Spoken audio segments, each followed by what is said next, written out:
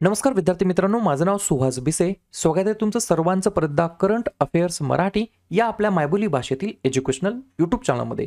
विद्यार्थी मित्रांनो, आज आहे 11 नोव्हेंबर 2025. आजच्या दिवसाचे जेवढेही चालू घडामोडीचे महत्त्वाचे टॉप प्रश्न बनत असतील ते सर्व प्रश्न आपण या व्हिडिओच्या माध्यमातून पाहणार आहोत. तरी सर्वप्रथम आपण जर नवीन असाल, पहिल्यांदा या चॅनलवरील व्हिडिओ पाहत असाल तर चॅनलला या ठिकाणी अवश्य सबस्क्राईब सुद्धा करून घेऊ शकता. ठीक आहे, चला तर मग आपण आजच्या व्हिडिओला सुरुवात करूया. त्या अगोदर कालच्या व्हिडिओमध्ये जो काही शेवटचा प्रश्न विचारला होता त्या प्रश्नाचं उत्तर जाणून घेऊया. काय होता प्रश्न? अलीकडेच फाईड बुद्धिबळ विश्वचषक 2025 ट्रॉफीचे नाव काय ठेवण्यात आलेलं आहे? तर बऱ्याच विद्यार्थी मित्रांनी अगदी योग्य उत्तर टाईप करून सांगितलं आहे. पर्याय क्रमांक बी, विश्वनाथन आनंद कप हे या प्रश्नाचं योग्य उत्तर असणार आहे. तर विश्वनाथन आनंद कप असं या ठिकाणी फाईड बुद्धिबळ विश्वचषक 2025चं ट्रॉफीचं नाव या ठिकाणी ठेवण्यात आलेलं आहे, नामकरण करण्यात आलं आहे. क्लिअर? प्रश्न विचारला जाऊ शकतो, स्टार मार्क करून ठेवू शकता. ठीक आहे, या ठिकाणी पाहूया आता विद्यार्थी मित्रांनो. प्रश्न क्रमांक पहिला. टोटल संपूर्ण व्हिडिओमध्ये 12 प्रश्न असतील. सुरुवातीपासून शेवटपर्यंत व्हिडिओ प्रामाणिकपणे पाहण्याचा प्रयत्न करा. एक एक प्रश्न महत्त्वाचा आहे. तुम्ही कोणत्याही परीक्षेची तयारी करा. जसं की मी तुम्हाला बोललो होतो, काल रात्री 7:30 वाजता आपण या ठिकाणी सेपरेट टॉपिकवरची जी काही सिरीज आहे त्याच्यावरती सिरीज या ठिकाणी सुरू केलेली आहे. कालचा जो काही पहिला टॉपिक होता तो आपण जे काही महत्त्वाच्या परिषदा आहेत, इम्पॉर्टंट समिट्स आहेत 2025 मधील, त्याच्यावरती व्हिडिओ या ठिकाणी तयार केलेला आहे. अवश्य हा व्हिडिओ पाहून घ्या आणि वेळात वेळ काढून तो रात्रीचा व्हिडिओ सुद्धा आता दररोज पाहण्याचा प्रयत्न करा. प्रश्न क्रमांक पहिला लिहून घ्या. T20 पुरुष वर्ल्ड कप 2026 कोणत्या देशामध्ये आयोजित केला जाणार आहे? प्रश्न क्रमांक पहिल्याचं योग्य उत्तर आहे पर्याय क्रमांक सी, वरील दोन्ही. कोणकोणत्या? तर पर्याय क्रमांक ए भारत आणि पर्याय क्रमांक बी श्रीलंका. या दोन देशाच्या अंतर्गत या ठिकाणी 2026 मध्ये T20 पुरुष वर्ल्ड कप बरोबर मेन्स T20 वर्ल्ड कप या ठिकाणी आयोजित करण्यात येणार आहे. 7 फेब्रुवारी 2026 ते 8 मार्च 2026च्या दरम्यान हे आयोजन या ठिकाणी करण्यात आलेलं आहे.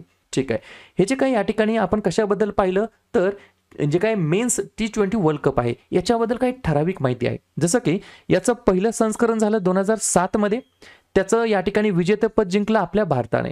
दुसरं संस्करण 2009 मध्ये, त्याचं विजेतेपद जिंकलं पाकिस्तानने. अशा प्रकारे लेटेस्ट जे काही संस्करण झालं 2024 मध्ये त्याचं विजेतेपद या ठिकाणी भारताने जिंकलेलं आहे.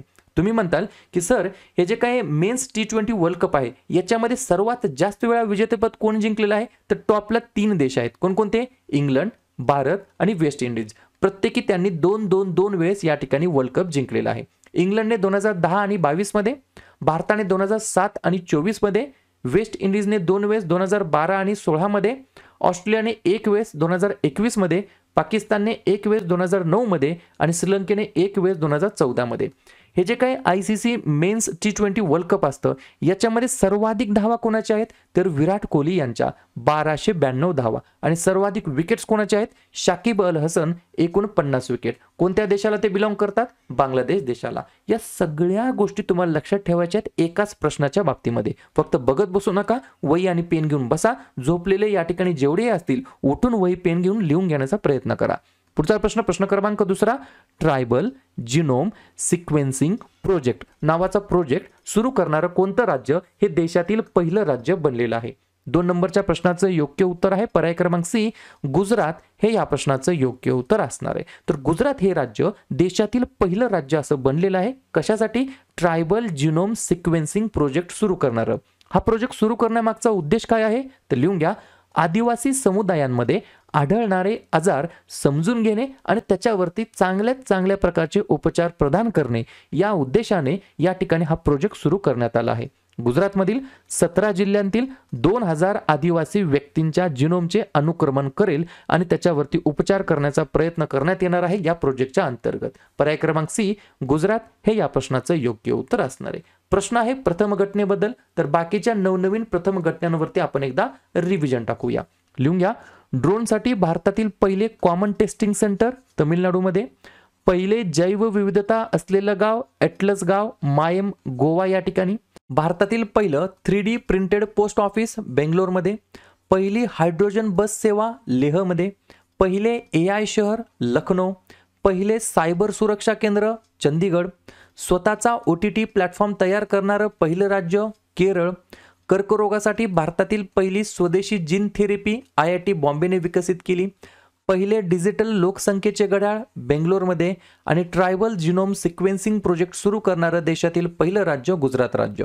पुढचा प्रश्न, प्रश्न क्रमांक 3, हुरून इंडिया परोपकार यादी 2025 मध्ये अव्वल स्थानी कोणते व्यक्ती आलेले आहेत?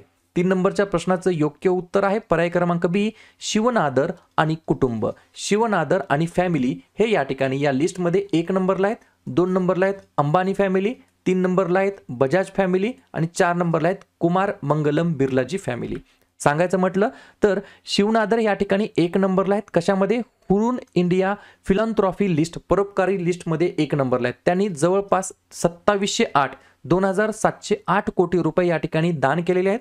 2 नंबरला आहेत मुकेश अंबानी, 626 कोटी रुपये दान केलेले आहेत. त्याच्यानंतर महत्त्वाची व्यक्ती 5 नंबरला गौतम अदानी, 386 कोटी रुपये त्यांनी या ठिकाणी दान केलेले आहेत. या गोष्टी तुम्हाला लक्षात ठेवायच्या आहेत. ठीक आहे.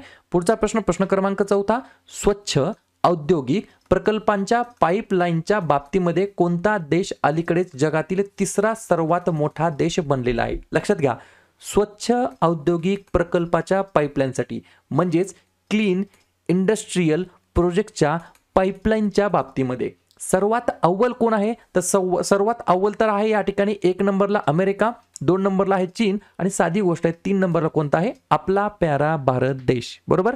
तर भारत देश या ठिकाणी क्लीन इंडस्ट्रियल प्रोजेक्ट पाईपलाईनच्या बाबतीमध्ये जगामध्ये 3ऱ्या क्रमांकावरती आहे. 2ऱ्या क्रमांकावरती चीन आहे आणि 1ल्या क्रमांकावरती आहे अमेरिका. पुढचा प्रश्न, दरवर्षी नॅशनल एज्युकेशन डे, राष्ट्रीय शिक्षण दिवस केव्हा साजरा करण्यात येत असतो? 5व्या नंबरच्या प्रश्नाचं योग्य उत्तर आहे पर्याय क्रमांक डी, आजच्याच दिवशी 11 नोव्हेंबरला आपण दरवर्षी राष्ट्रीय शिक्षण दिवस म्हणून साजरा करतो. 2-3 पॉइंट लिहून घ्या. हा दिवस भारताचे पहिले शिक्षण मंत्री, स्वतंत्र सेनानी आणि शिक्षण तज्ज्ञ मौलाना अबुल कलाम आझाद यांच्या जयंतीनिमित्त समर्पित आहे. हा दिवस साजरा करण्याचा मागचं मुख्य उद्दिष्ट शिक्षण व्यवस्थेचा पाया रचणाऱ्या मौलाना आझाद यांच्या योगदानाचा गौरव करणे आणि शिक्षणाचे महत्त्व अधोरेखित करणे हा याच्या मागचा उद्देश आहे. आणि 2025 साठी राष्ट्रीय शिक्षण दिवसाची थीम आहे AI म्हणजेच artificial intelligence and education preserving human agency in a world of automation. अशा प्रकारची थीम आहे फॉर द इयर ऑफ 2025. ठीक आहे. प्रश्न आहे महत्त्वाच्या दिवसाबद्दल. तर लगेच काय करूया, नोव्हेंबर महिन्यातील जेवढेही महत्त्वाचे दिवस असतील त्याच्यावरती आपण एकदा चर्चा करूया. लिहून घ्या. 5 नोव्हेंबर जागतिक सुनामी जागरूकता दिवस, 7 नोव्हेंबर राष्ट्रीय कर्करोग जागरूकता दिवस आणि महाराष्ट्रामध्ये विद्यार्थी दिवस, 8 नोव्हेंबर जागतिक रेडिओग्राफी दिवस, 9 नोव्हेंबर राष्ट्रीय कायदेशीर सेवा दिवस, 10 नोव्हेंबर शांतता आणि विकासासाठी जागतिक विज्ञान दिवस, 11 नोव्हेंबर राष्ट्रीय शिक्षण दिवस आणि युद्धविराम दिवस, 12 नोव्हेंबर जागतिक निमोनिया दिवस, 13 नोव्हेंबर जागतिक दयाळूपणा दिवस, 14 नोव्हेंबर जवाहरलाल नेहरू यांचा जन्मदिवस भारतामध्ये बालदिवस म्हणून आणि जागतिक मधुमेह दिवस असतो 14 नोव्हेंबरला.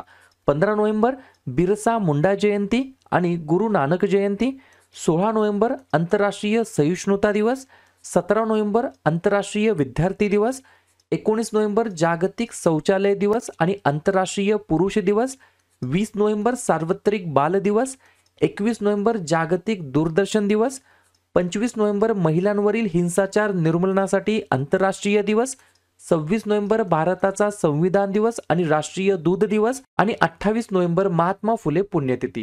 क्लिअर. पुढचा प्रश्न, प्रश्न क्रमांक 6, खालीलपैकी कोणत्या कंपनीने INDQA नावाचा एक नवीन बहुभाषिक आणि संस्कृती संवेदनशील बेंचमार्क सुरू केलेला आहे?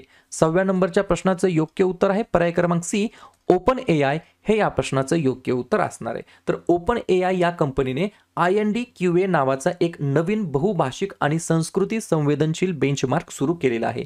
ओपन AI काय आहे? तर ही एक अमेरिकन आर्टिफिशियल इंटेलिजन्स कंपनी आहे. सुरक्षित आणि फायदेशीर जे काही आर्टिफिशियल जनरल इंटेलिजन्स आहे हे विकसित करण्याचं याच्या मागचं उद्दिष्ट आहे. पुढचा प्रश्न, प्रश्न क्रमांक 7, स्पेस किड्स इंडियाने विकसित केलेल्या भारतातील पहिल्या इलेक्ट्रिक रॉकेटचं नाव काय आहे जे अलीकडेच प्रक्षेपित करण्यात आलेलं आहे? प्रश्न खूप खूप आणि खूप महत्त्वाचा प्रश्न आहे. 100% विचार जाणार, स्टार मार्क करून ठेवून घ्या. 7व्या नंबरच्या प्रश्नाचं योग्य उत्तर आहे पर्याय क्रमांक बी, वायुपुत्र. काय नाव आहे? वायुपुत्र. 2-3 पॉइंट लिहून घ्या. हे एक पर्यावरणपूरक रॉकेट आहे जे शून्य उत्सर्जनासह इलेक्ट्रिक प्रोपल्शन वापरतं आणि ते 3D प्रिंटेड कार्बन फायबर आणि बायोडिग्रेडेबल प्लास्टिक पासून बनवलेलं आहे। याच्या मागचा उद्देश काय आहे तर लिहून घ्या। हे रॉकेट कमी उंचीच्या संशोधनासाठी आहे ज्याची उंची 6 किलोमीटर पर्यंत आहे आणि विद्यार्थ्यांसाठी अवकाश तंत्रज्ञान अधिक सुलभ बनवणे हा याच्या मागचा मेन उद्देश आहे। कोणी बनवलं, कोणी विकसित केलं? स्पेस किड्स इंडियाने। काय केलं विकसित? भारतातील पहिलं इलेक्ट्रिक रॉकेट आणि नाव काय त्याचं? वायुपुत्र। या गोष्टी तुम्हाला लक्षात ठेवायच्या आहेत। पुढचा प्रश्न, 2026 ची जागतिक आर्म रेसलिंग अजिंक्यपद स्पर्धा कोणत्या देशामध्ये आयोजित होणार आहे? तर पर्याय क्रमांक ए भारतामध्ये आयोजित होणार आहे। 2026 ची ही 47व्या क्रमांकाची आवृत्ती होणार आहे। भारतामध्ये चौथ्या वेळी याचं आयोजन करण्यात आलं। आयोजन करण्यात येणार आहे people's arm wrestling federation of India, ज्याला आपण बोलतो PAFI, यांच्याद्वारे आयोजित करण्यात येणार आहे। आणि PAFI च्या वर्तमानमधील प्रेसिडेंटपदी अध्यक्षपदी आहेत प्रीती झांगिया आणि ऑक्टोबर 2026 मध्ये याचं आयोजन होणार आहे 47व्या क्रमांकाच्या आवृत्तीचं। पुढचा प्रश्न, कोणत्या राज्यातील बालोद नावाचा एक जिल्हा आहे तो देशातील पहिला बाल विवाह मुक्त या ठिकाणी जिल्हा बनलेला आहे? बरोबर। 9व्या प्रश्नाचं योग्य उत्तर आहे पर्याय क्रमांक डी छत्तीसगड हे या प्रश्नाचं योग्य उत्तर असणार आहे। बरोबर। चाइल्ड फ्री मॅरेज या ठिकाणी डिस्ट्रिक्ट बनलेला आहे बालोद नावाचा, छत्तीसगड राज्यामध्ये आहे। जाता जाता छत्तीसगड बद्दल एकदा रिव्हिजन टाकून जाऊया। या राज्याची स्थापना 1 नोव्हेंबर 2000 साली झाली। मुख्यमंत्री आहेत विष्णुदेव साई, राज्यपाल आहेत रामेन डेका, राजधानी आहे नया रायपूर। 2 महत्त्वाचे राष्ट्रीय उद्यान आहेत इंद्रावती आणि कांजरघाटी आणि 3 महत्त्वाचे धरण आहेत गँगरेल, मुरमसिल्ली आणि कुटाघाट। पुढचा प्रश्न, प्रश्न क्रमांक 10वा, कोणत्या देशामध्ये 300 वर्ष जुना कार्तिक नृत्य महोत्सव आयोजित करण्यात आलेला आहे? 10व्या नंबरच्या प्रश्नाचं योग्य उत्तर आहे पर्याय क्रमांक सी नेपाळ हे या प्रश्नाचं योग्य उत्तर असणार आहे। तर नेपाळ देशाच्या अंतर्गत 300 वर्ष जुना कार्तिक नृत्य महोत्सव हा जो काही डान्स फेस्टिवल आहे तो या ठिकाणी आयोजित करण्यात आला आहे। नाव काय आहे तर कार्तिक नृत्य महोत्सव, 300 वर्ष जुना। कुठे आयोजित करण्यात आला? नेपाळमध्ये। नेपाळ। नवीन वर्तमानमधील अध्यक्ष आहेत रामचंद्र पौडेल, नवीन उपाध्यक्ष आहेत राम सहाय प्रसाद यादव, नवीन पंतप्रधान आहेत सुशीला कार्की, नवीन मुख्य न्यायाधीश आहेत प्रकाश मानसिंग राऊत, राजधानी आहे काठमांडू आणि चलन आहे नेपाळी रुपया। पुढचा प्रश्न, ग्रीन हायड्रोजन वरील आंतरराष्ट्रीय परिषद 2025 कोणत्या शहरामध्ये आयोजित केली जाणार आहे? 11व्या नंबरच्या प्रश्नाचं योग्य उत्तर आहे पर्याय क्रमांक बी नवी दिल्ली या ठिकाणी ग्रीन हायड्रोजन वरील आंतरराष्ट्रीय परिषद आयोजित केली जाणार आहे। International conference on green hydrogen कोण आयोजित करणार आहे तर नवीन आणि अक्षय ऊर्जा मंत्रालयाच्या द्वारे। आणि याच्या मागचं उद्दिष्ट काय आहे? हरित हायड्रोजन तंत्रज्ञानामध्ये संशोधन, नवोपक्रम आणि सहकार्याला प्रोत्साहन देणे या उद्देशाने ही परिषद आयोजित केली जाणार आहे। शेवटचा प्रश्न, राष्ट्रीय जैवविविधता प्राधिकरणाने आंध्र प्रदेशातील रेड सँडर्स शेतकऱ्यांना किती पैसे दिलेले आहेत? तर जवळपास 3 कोटी रुपये दिलेले आहेत। लाभार्थी आहेत जवळपास 198 शेतकरी आणि एक ऑर्गनायझेशन जी की आहे आंध्र प्रदेश युनिव्हर्सिटी।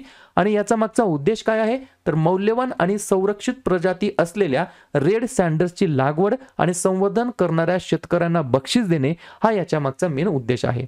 क्लिअर? तर अशा प्रकारे विद्यार्थी मित्रांनो हे होतात 12 प्रश्न।